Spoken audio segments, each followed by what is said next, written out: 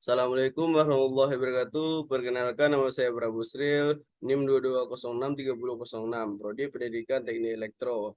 Baiklah, di sini saya akan mempresentasikan tentang prinsip kerja dan azas alat ukur listrik. Yang pertama, KWH meter satu pas.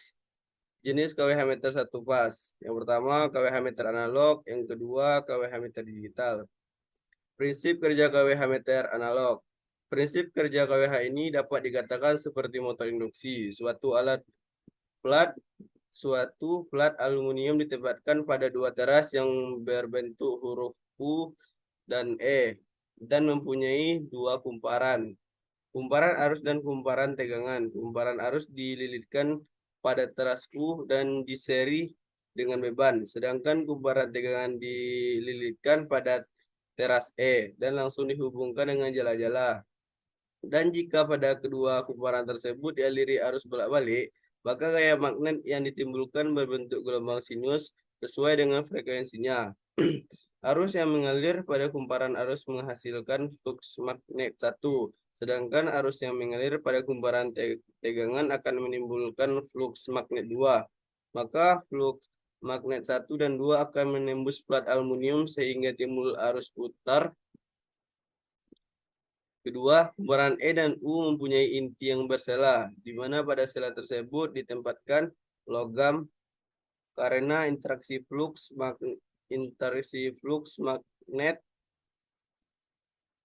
magnet yang ditimbulkan oleh kedua kumparan, maka piringan dapat berputar. Perputaran piringan ini dihubungkan pada roda gigi yang berkolerasi dengan angka pembacaan. Semakin besar pemakaiannya, semakin cepat pula piringan itu berputar. Begitu pula sebaliknya. Pada piringan biasanya terdapat garis penanda, biasanya berwarna merah, hitam, yang berfungsi sebagai indikator putaran piringan. Untuk 1 kWh biasanya setara dengan 900 putaran. Ada yang 450.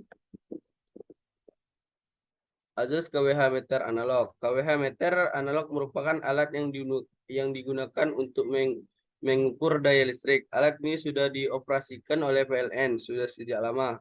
Oleh sebab itu, alat ini digunakan untuk mengukur energi pada industri dan rumah tangga. Setiap bulan, besar tagihan listrik yang digunakan biasanya tertera pada angka-angka pada KWH meter. Bagian-bagian utama yang terdapat pada KWH meter ini adalah kumparan tegangan, kumparan arus, sebuah piringan aluminium magnet, dan sebuah gear mekanik yang mencatat banyaknya putaran piringan. Prinsip kerja KWH meter digital. Sebenarnya prinsip kerja ini sama dengan KWH meter analog, hanya saja dimodifikasi dengan menambah sensor dan unit sistem yang digunakan untuk mendeteksi garis penanda pada piringan KWH. Selain itu, ditambahkan pula mikrokontroler yang berfungsi untuk menghitung putaran dan menampilkan angka, dan mengontrol relay yang berfungsi untuk memutus tegangan pada KWH meter jika isi ulang habis. Data atau informasi yang akan diukur bersifat analog. Blok diagram alat ukur digital terdiri dari komponen sensor, penguas sinyal analog to digital, konverter, mikroprosesor, dan alat cetak display digital.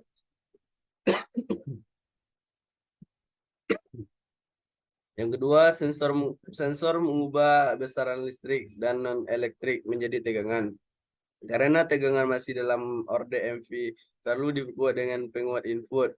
Sinyal input analog yang sudah diperkuat dari sinyal analog diubah menjadi sinyal digital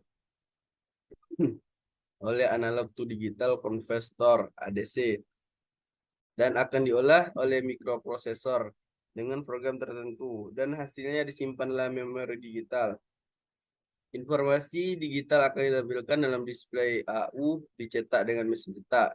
Display digital akan menampilkan angka distrik 0 sampai 9. Dan sinyal digital ada dua, yakni 0 dan 1. Ketika 0, maka tidak ada tegangan off. Ketika sinyal 1, maka tegangan on.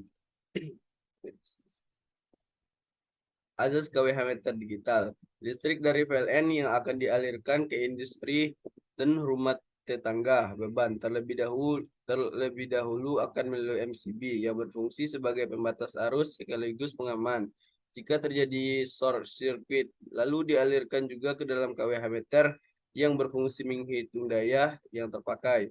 Sistem prabayar tetap menggunakan KWH meter yang ada, hanya dengan menambah sedikit sensor dan unit sistem. Hal ini bertujuan untuk lebih mendaya gunakan peralatan KWH meter analog yang sudah ada. 2. Cara melakukan pengukuran besaran secara langsung dan tidak langsung. Pengukuran secara langsung. Pengukuran secara langsung merupakan sebuah proses mengukur atau pengukuran dengan menggunakan sebuah instrumen alat ukur yang langsung hasilnya bisa terbaca secara langsung pada alat tersebut. Contoh sederhana dari pengukuran langsung adalah saat mengukur panjang pensil dengan mistar di mana panjangnya yang sudah bisa terlihat dari angka pada mistar. Pengukuran secara tidak langsung. Jika pengukuran berdasarkan metodenya, yang kedua adalah pengukuran tidak langsung. Pengukuran ini memiliki definisi sebagai pengukuran yang didapat dengan menakar atau mengukur besaran lain. Pada pengukuran tidak langsung dipergunakan berbagai jenis alat ukur.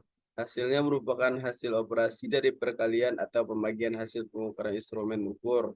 Contoh sederhana dari pengukuran tidak langsung adalah saat mengukur kecepatan. Untuk menentukan kecepatan, terdapat dua besaran yang terlibat, yaitu jarak dan waktu. Maka untuk menghitung